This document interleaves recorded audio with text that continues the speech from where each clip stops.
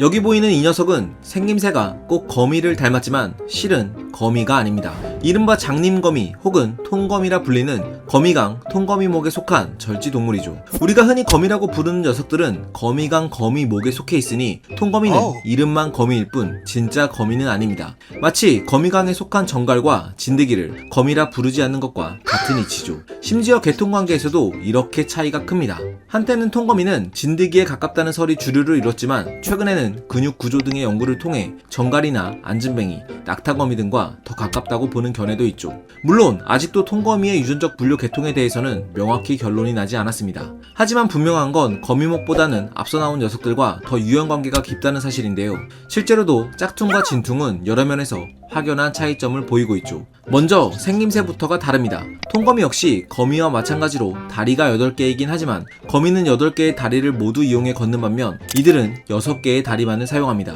여기 보이는 이 2개의 다리는 일종의 더듬이처럼 먹이를 찾는 감각기관으로 사용하죠. 그리고 진짜 거미들의 신체는 머리, 가슴과 배 두 부분으로 나눠져 있지만 통거미에게서는 몸의 잘록한 부분을 찾을 수 없고 한 개의 콩처럼 둥근 덩어리로 되어 있습니다. 또한 눈의 개수 역시 거미는 8개인데 반해 통거미의 눈은 보시다시피 2개에 불과하죠. 그리고 다리 모양에서도 차이를 보이는데요. 거미와 다르게 통거미는 극도로 긴 다리를 지니고 있으며 다리 끝마디가 살짝 구부러진 채 유연하게 되어 있고 일부 종들은 날카로운 발톱도 지니고 있어 나무를 손쉽게 기어오를 수 있습니다. 그렇다면 생태적인 행동 특성은 거미와 어떻게 다를까요? 우선 거미의 가장 큰 특징은 거미줄을 뽑아내 집을 만들거나 번식과 이동 등에 사용한다는 건데 통거미는 거미줄 셈이 없기 때문에 거미줄을 전혀 만들지 못하죠.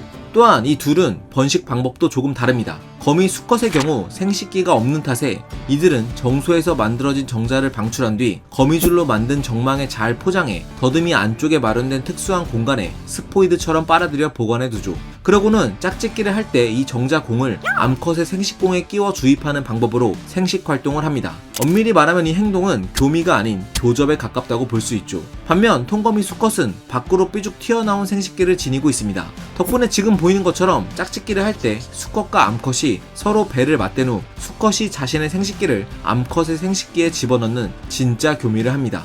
완전 다르죠? 게다가 이 둘은 먹이를 먹는 방식도 다릅니다. 아시다시피 거미는 먹이를 우걱우걱 씹는 게 아니라 잡은 먹잇감에 소화액을 주입시켜 먹이의 신체를 녹여서 빨아먹습니다. 하지만 통거미는 이처럼 입의 역할을 하는 기관을 지닌 덕분에 먹잇감을 씹어서 섭취할 수 있죠. 그래서 이들은 주로 육식을 하는 거미와 달리 곤충, 달팽이, 생물의 사체, 배설물, 과일, 꽃, 버섯 등 다양한 종류의 음식을 먹을 수 있습니다. 물론 이들의 입엔 독샘도 없을 뿐더러 사람의 피부를 뚫을 정도의 힘도 아니라서 통거미는 그다지 위험한 생물은 아니죠. 또 한 가지 신기한 사실은 통거미는 거미와 달리 많게는 7만 마리 가까이 무리를 이루는 경우도 관찰되는데 지난 2021년 미국 플로리다 주립 절지동물 컬렉션의 에린 파월 박사는 이들은 포식자가 접근하면 퀴논이라는 역한 화학 물질을 내뿜는데 모여있을 경우엔 그 효과가 극대화되기 때문에 이런 행동을 보인다고 밝힌 바 있죠. 한편 체온 유지를 위해서라고 보는 견해도 있어 아직 무리를 이루는 이유가 명확히 밝혀진 건 아닙니다. 물론 거미와 비슷한 점도 있습니다. 바로 포식자에게 잡혔을 경우 다리를 스스로 잘라내는 자절을 한다는 건데요. 아쉽게도 다시 자라나지는 않습니다.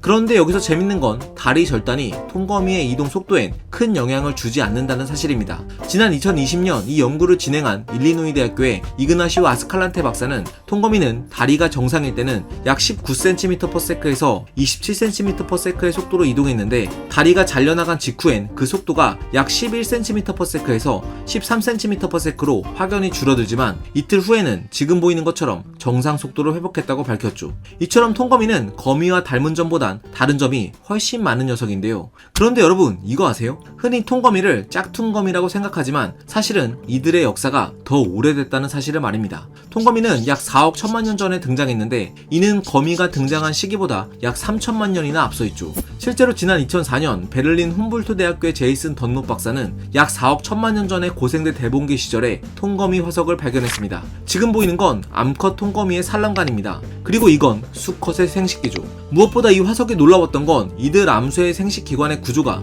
지금과 크게 다르지 않았다는 점인데요. 이는 4억 년 전에도 이들의 교미 방법이 현재와 비슷했음을 암시하고 있죠. 게다가 지난 2011년 임페리얼 칼리지 런던의 고생물학자 러셀 가우드 박사는 3억 500만 년 전 고생대 석탄기 때에 통거미 2종의 화석을 발견해 이들을 3D 모델로 복원했는데요. 마크로기온 크로누스라는 종은 몸통과 긴 다리의 형태가 현재의 넬리마 샘프론이라는 통거미와 비슷했고, 포식자로부터 몸을 지키기 위해 등에 돌기를 지닌 아메티쿠스 스콜루스라는 고대 통거미 종은 현재의 아쿠라벨라 코스메토이데스와 꼭 닮아 있었죠. 게다가 호흡기관마저도 비슷했는데요. 즉 이들은 수억 년 동안 번식 방법과 형태면에서 큰 변화를 겪지 않았던 겁니다. 한마디로 살아있는 화석인 셈이죠. 일각에서는 통거미를 고생대 때 물에서 육지로 진출한 최초의 무척추 동물 중 하나일 거라고 보는 시각도 있는데요. 이토록 존재감 없는 가짜 거미에게 기나긴 진화의 역사가 담겨있다는 사실이 정말 놀랍지 않나요? 진짜 거미보다도 말이죠. 과학은 세상을 보는 창, 지금까지 과학 드림이었습니다. 감사합니다.